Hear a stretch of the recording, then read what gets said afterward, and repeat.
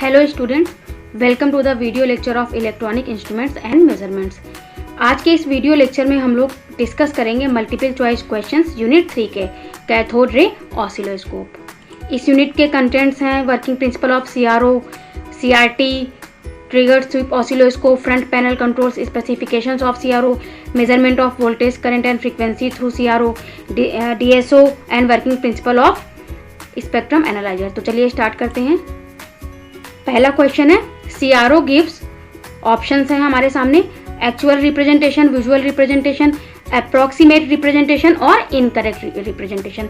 तो इसका सही आंसर है option B, that is visual representation. CRO हमें विजुअल रिप्रेजेंटेशन देता है।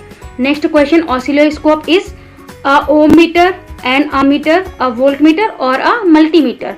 तो इसका सही ऑप्शन है वोल्टमीटर। सीआरओ एक वोल्टमीटर की तरफ वर्क करता है, ये एक वोल्टमीटर है। Electron beam is deflected in 1 direction, 2 directions, 3 directions और 4 डायरेक्शंस। इसका सही आंसर है option B, that is 2 directions. Electron beam यहाँ पे सीआरओ में 2 डायरेक्शन में डिफ्लेक्ट करती है। नेक्स्ट क्वेश्चन है, typically oscilloscope represents current and time, resistance and time, voltage and time और पावर एंड टाइम। तो इसका सही आंसर है option C, that is voltage and time. जो ऑसिलोस्कोप होता है ये वोल्टेज और टाइम रिप्रेजेंट करता है। Next question, CRO is a dash and display periodic signals with time periodic of the order of a few microsecond even nano seconds. तो यहाँ पे फिल इन द जो ब्लैंक्स है, यहाँ पे क्या फिल करना है हमें। सीआरओ किस तरह की डिस्प्ले डिवाइस है, fast X Y plotter, slow X Y plotter, medium X Y plotter और ऑल ऑफ दिस। तो इसका सही आंसर है option A, that is fast X Y plotter. यानी एक्स वाई प्लॉटर है ये फास्ट, कितना यहाँ फ्यू माइक्रो सेकेंड्स या नैनो सेकेंड तक के सिग्नल को भी ये डिस्प्ले करता है। Next question, the input impedance of CRO is 0, around 100 ohms, around 1000 ohms और अराउंड 1 मेगा ओम्स। इसका सही आंसर है option D, that is around 1 mega ohms. ये इनपुट इम्पीडेंस होता है सीआरओ का। Next question, a CRO can be used to measure AC voltages, DC voltages, frequency और any of the above. तो इसका सही आंसर है option D, any of above. CRO से हम लोग एसी वोल्टेज भी मेजर कर सकते हैं, डीसी वोल्टेज भी मेजर कर सकते हैं और फ्रीक्वेंसी भी मेजर कर सकते हैं। Next question, the biggest brightest spot on a cathode ray screen occurs at the centre, the outer periphery, midway between centre and outer periphery of screen और brightness is small all over the screen. तो इसका सही answer है option A, the centre. जो brightest spot होता है वो cathode ray की स्क्रीन पे सेंटर पे दिखाई पड़ता है।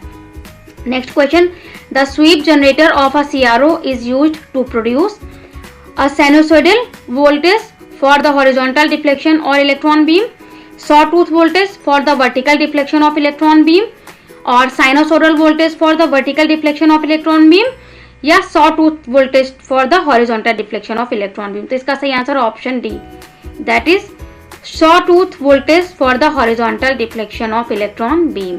स्वीप जनरेटर ये वोल्टेज प्रोड्यूस करता है। The light emitted by the zinc silicate coated fluorescent screen of cathode ray tube is usually of, किस कलर की होती है, green colour, yellow colour, blue colour और व्हाइट कलर। तो इसका सही आंसर ऑप्शन है, दैट इज ग्रीन कलर। तो लाइट एमिट होती है, जिंक सिलिकेट अगर कोटिंग की जाती है तो ये फ्लोरोसेंट लाइट का कलर ग्रीन कलर होता है। Next question, in the terms of division on screen the voltage of the waveform in CRO is, क्या होता है वोल्टेज ये, average voltage, RMS voltage, peak to peak voltage और maximum voltage.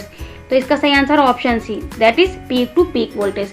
जो screen पे हम लोग वोल्टेज मेजर करते हैं वेवफॉर्म में दिखाई पड़ती है, तो ये पीक टू पीक वोल्टेज कहलाता है। Next question, the Lissajous patterns helps in the measurement of phase difference between two sine wave, frequency of one waveform if the frequency of other waveform is known और both A and B या none of this. तो इसका सही answer है C, both A and B. Phase difference भी हम लोग major कर सकते हैं और फ्रीक्वेंसी भी मेजर कर सकते हैं किसी भी अननोन सिग्नल की। एक की नोन होती है तो हम दूसरे अननोन सिग्नल की फ्रीक्वेंसी मेजर कर सकते हैं। Next question, if the two input waveforms of equal amplitude and 90 degree phase difference is applied to the CRO then the Lissajous patterns obtained will be. अगर हम दो इनपुट वेवफॉर्म्स को apply करते हैं और दोनों के बीच में 90 डिग्री का फेज शिफ्ट हो तो हमें पैटर्न कैसा मिलेगा, straight line tilt at 45 degree with respect to X axis, circle, ellipse और वर्टिकल स्ट्रेट लाइन। तो इसका सही आंसर है बी, ऑप्शन बी। हमें सर्किल मिलेगा आउटपुट पे। लीसाइजस पैटर्न कैसा आएगा? सर्कल होगा। The sensitivity of a CRO is determined by its horizontal amplifier, CRT, vertical amplifier और स्वीप ऑसिलेटर। तो इसका सही आंसर है option C, that is vertical amplifier. Sensitivity of CRO is determined by the vertical amplifier. Next question, the phase difference between to waveforms in the figure is given bye, ये एक figure है यहाँ पे x axis और ये Y है। तो यहाँ पे हमें एक पैटर्न दिख रहा है टिल्टेड सर्किल टाइप का। तो यहाँ पे दो वेवफॉर्म अप्लाई की गई होंगी दोनों प्लेट्स पे। तो ये फेज डिफरेंस क्या होगा? तो इसका सही आंसर होगा, फेज डिफरेंस कैसे निकालेंगे हम? A, sine inverse y1 upon y2। ये फॉर्मूला होता है। y1 यहाँ से आप रीडिंग ले लीजिए और यहाँ से y2 ले लीजिए, इसमें पुट कर दीजिए, तो ये निकल आएगा phase difference between both signals. Next question, the waveform used in CRO for deflecting the beam from left to right is, अगर लेफ्ट टू राइट डिफ्लेक्शन चाहिए तो क्या होगा? Option A square, sawtooth, rectangular और triangular. Option B sawtooth. The waveform used in CRO for deflection of beam from left to right, इसके लिए हमें कैसा सिग्नल यूज करना होगा? सॉटूथ वेवफॉर्म देना होगा इसको। A dual beam oscilloscope consist of 2 electron guns, 2 independent CRTs, single beam splitted into 2 beams और none of the stated above. तो इसका सही आंसर है ऑप्शन ए। आपका जो डुअल बीम ऑसिलोस्कोप होता है इसमें 2 इलेक्ट्रॉन गन्स होती हैं। The frequency range of a sweep oscillator used in a CRO is kept at voltage of 10 Hz to 30 kHz, ये kHz to 300 kHz, 10 kHz to 3000 kHz या 1 MHz to 30 MHz। तो इसका सही आंसर है option है, that is 10 Hz to 30 kHz। ये frequency range होती है स्वीप ऑसिलेटर की।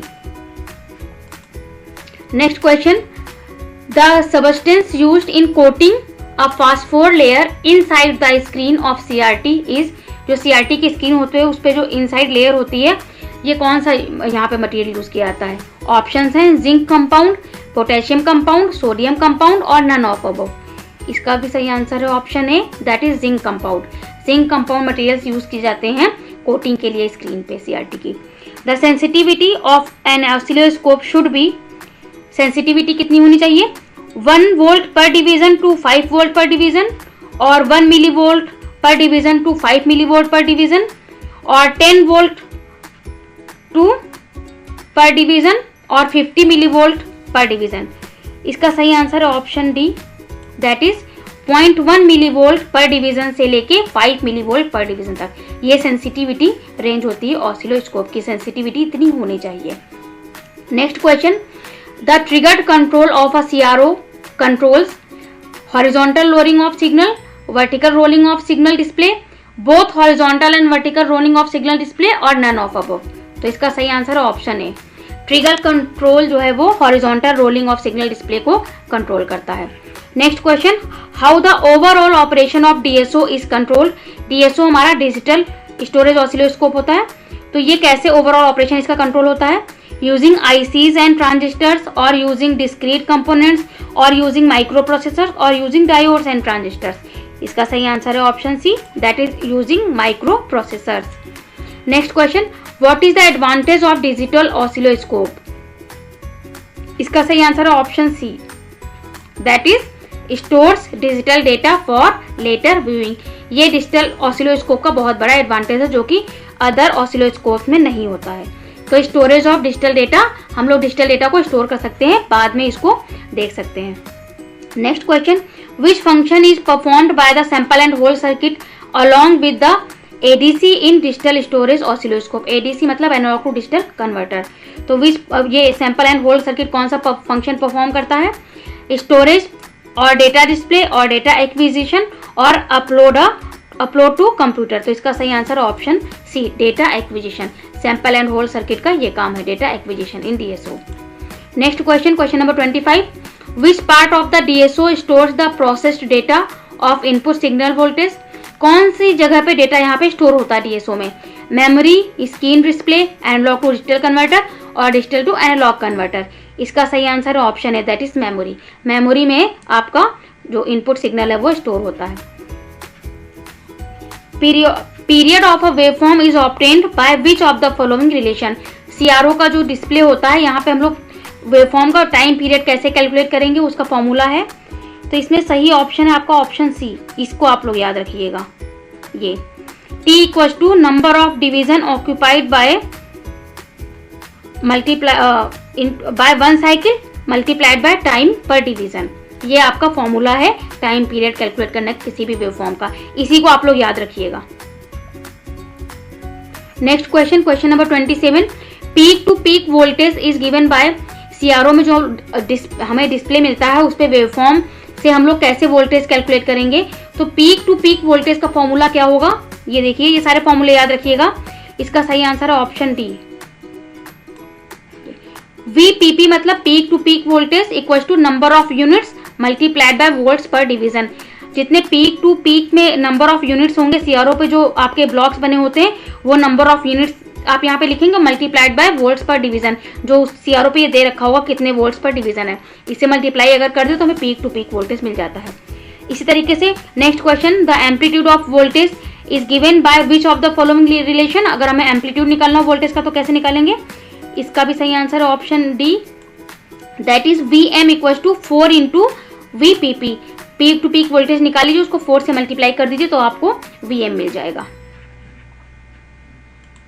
नेक्स्ट क्वेश्चन, क्वेश्चन नंबर 29, ये लीसेजस फिगर है, इससे हम लोग फ्रीक्वेंसी मेजर करते हैं दो सिग्नल्स की। तो ये आपकी एक्स एक्सिस और ये आपकी वाई एक्सिस है। तो यहाँ पे पूछा जा रहा है इससे फिगर एक्स एक्सिस और वाई एक्सिस पे कितनी बार कट करते हैं ये सर्कल्स, इसी से हम लोग कैलकुलेट कर लेते हैं ये। तो यहाँ पे एफ वाई निकालनी है हमें। एफ वाई का आपका देखिए इसमें आंसर आएगा आपका ये F Y equal to 2 into F X. तो ये कैसे निकालेंगे, देखिए F Y equal to 2 into F X आया है। तो यहाँ पे y, जब एफ वाई निकालना हो तो हम देखते पहले एक्स एक्सिस पे कितनी बार इसने कट किया है। तो 1 2 3 4 5 6, 6 बाय वाई एक्सिस पे 2, 6 बाय 2 कर दीजिए तो कितना आ जाएगा 2 एफ एक्स। तो इस तरीके से F Y equal to 2 F X आपका फॉर्मूला आ गया, आंसर आ गया। Next question, which of the following is not present in the spectrum analyser. Spectrum analyser में कौन सा कंपोनेंट नहीं होता है, इसका सही answer option D, slotted line. Sweep local oscillator होता है, आरएफ एम्पलीफायर होता है, स्वीप वोल्टेज जनरेटर होता है, स्लॉटेड लाइन इंस्ट्रूमेंट इसमें नहीं होता है। Next question, question number 31, a spectrum analyser displays. इसका सही आंसर है ऑप्शन डी। इससे क्या डिस्प्ले करता है ये, signal strength as a function of frequency. ये सिग्नल स्ट्रेंथ को शो करता है फ्रीक्वेंसी के फॉर्म में, spectrum analyser. Next question, an instrument capable of displaying simultaneously the amplitude of signal having different frequencies. बहुत ढेर सारे सिग्नल्स हो तो उनका एम्पलीट्यूड और डिफरेंट फ्रीक्वेंसीज हो, तो उसको कौन सा इंस्ट्रूमेंट हम लोग यूज करेंगे जो है डिस्प्ले करने के लिए। तो इसके लिए हम लोग यूज करते हैं option B, that is spectrum analyser. आपका स्पेक्ट्रम एनालाइजर यूज किया जाता है साइमल्टेनियसली कई सिग्नल्स हैं उनके तो एम्पलीट्यूड और फ्रीक्वेंसीज को रिप्रेजेंट करने के लिए। उसको हम लोग सीआरओ से रिप्रेजेंट नहीं कर सकते। ये कुछ लिसेजियस फिगर्स हैं, पैटर्न्स हैं। जैसे अभी पीछे हम लोगों ने एमसीक्यू में एक क्वेश्चन देखा था, ये यहाँ पे मैंने इंक्लूड कर दिए हैं, 3 स्लाइड्स हैं, इसको आप लोग पढ़ लीजिएगा। जैसे देखिए, पहले अगर सर्कल है तो आपका F V equal to F H आएगा या F Y equal to F X कह सकते हैं। ये देखिए, इसमें F V equal to 2 F H, X axis पे 2 बार कट कर रहा है, ये एक्स एक्सिस पे 3 बार कट कर रहा है, तो F V equal to 3 F H हो गया।